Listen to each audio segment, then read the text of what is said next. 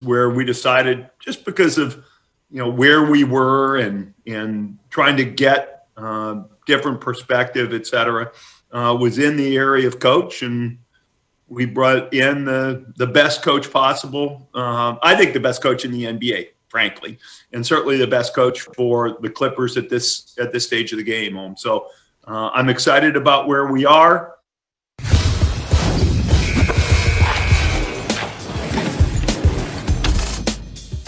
Oh, Steve Ballmer, welcome to The Jump. I'm George Sedano, in for our fearless leader, Rachel Nichols. Today, I'm joined by our 2008 NBA champ and NBA analyst, Kendrick Perkins, and, of course, our NBA insider, New York Times bestseller, Brian Windhorst. You just heard Steve Ballmer call his new coach, Ty Lue, the best in the NBA. And coming up, on the day the Clippers officially introduced Lue, what is the biggest obstacle he faces as their head coach? We'll discuss all that in a bit. But first, breaking news here on The Jump. According to our agent Wojnarowski and Andrew Lopez, the Pelicans have hired Stan Van Gundy to be their next head coach. Van Gundy has coached 11-plus seasons with the Heat, Magic, and Pistons, and now faces the task of coaching Zion Williamson down in New Orleans. So, Perk, what's your reaction to this hire? Well, I'm a big fan of Stan Van Gundy. Do I love the hire? No, but I do like the hire, and here's why.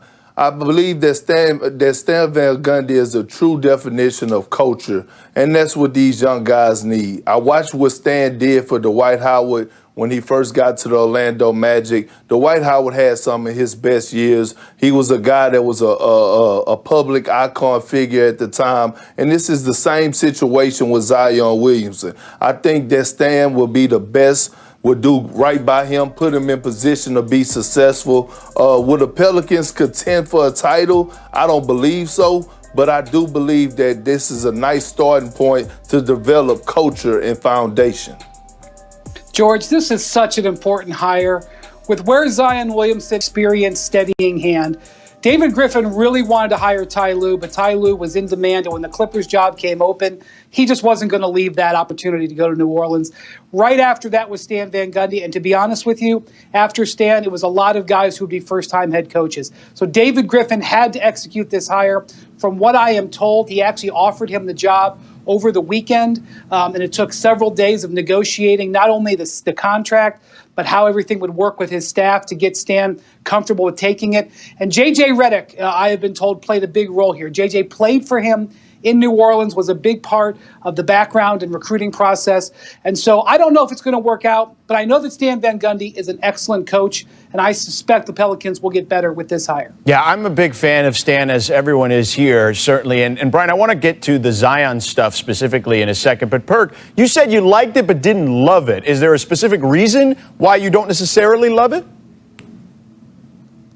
Well, here's why. I thought that they were going to go younger. I thought a former player in that position, especially with that young nucleus that they have, Zion Williamson, Brandon Ingram, and Lonzo Ball.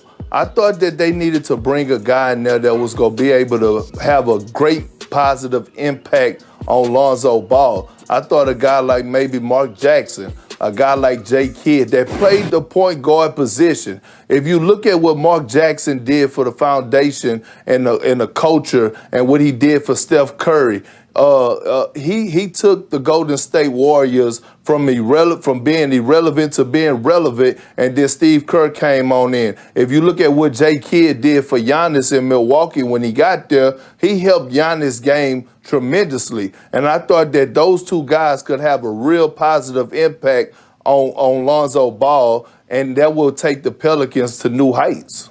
And Brian, Perk, I don't think you're wrong in saying, I don't think Perk is wrong in saying that.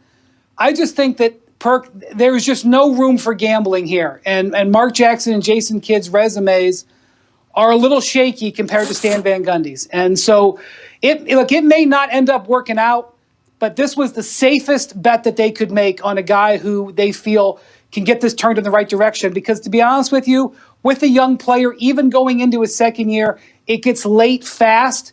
This hire was so valuable, so important. Yeah, I'm with you, Brian, in that regard. And I'm not trying to disparage Mark or Jason Kidd. I do think both guys deserve another opportunity. I don't think there's any question about that. But you know what you've got in Stan Van Gundy, and a guy who brings defense to the table. 8 out of his 10 seasons that he's coached previously, they've been a top defensive team, and we'll get into that aspect of it in a little bit too. And again, he's coached to an NBA Finals before, on an NBA Finals team in the Eastern Conference with Dwight Howard. But Brian, the Zion part of it, as you kind of alluded to, is so important. How much did that factor into this specific equation, and what do you expect from this particular relationship? Well, you know, Stan Van Gundy is not a guy who plays favorites or panders to players. He's a guy who is not afraid to get into his players' faces, not afraid to have friction. This is not going to be a relationship to make Zion Williamson comfortable and happy. It's going to be a relationship made to push Zion. And one of the things that needs to happen is Zion needs to bond with the organization. I'm not so sure how well it happened in the first year there. There's a little bit of a distance there. And I don't know if Stan's the perfect choice, but Stan definitely will elevate their level of play, and it's probably the type of disciplinarian that Zion could use. Perk, let me Brian, that goes back to my point that this is, right. I don't strongly believe that's what Zion need at this point in time in his career. He don't need a guy that's going to jump into his face. He need a guy that's going to be able to guide him on and off the court. And that's why I said a player coach, a guy that played in the league, will be the best fit for Zion so he could show him the ropes, not only on the court, but off the court. Accountability is one thing. X's and O's are another thing. But being able to relate, that's a whole different thing. This is not back in the day. This is a new era. This is a new generation of players, and you have to find ways to relate to get the best out of them so that, 1, they could trust you, 2, that they're going to go to war for you, and 3, that they know that you have their best interests in heart. But Perk, let me ask you this. How do you establish that culture and also, you know, try to relate? Like, I think that's a hard line to toe in some situations. Well, this is a prime example of what just happened with the Los Angeles Clippers. This is why Ty Lue is this is why the Clipper team, not just the front office, not just Steve Ballmer, not just Lawrence Frank wanted and Jerry West wanted Doc out, but the players wanted Ty Lue. The players wanted Ty Lue because he was young, he could relate to them, he know what's going on. They could have a better relationship and be able to coexist better. It's a way that behind the scenes, a younger coach could go to a player and talk to them and they could relate because of the culture status. This is why they was like, you know, maybe Doc is not that guy. He's a lot older. He can't relate to the new world of the NBA. So we want Ty Lue, and this is the same situation as what I'm talking about right now for the New Orleans Pelicans. Brian, and this is maybe why that's some of the discussion over the last few days is his staff. Stan Van Gundy has a crew of guys he's worked with for a long time. David Griffin may want some guys on the staff who work together with those young players. Perk, let's see who he hires for his staff.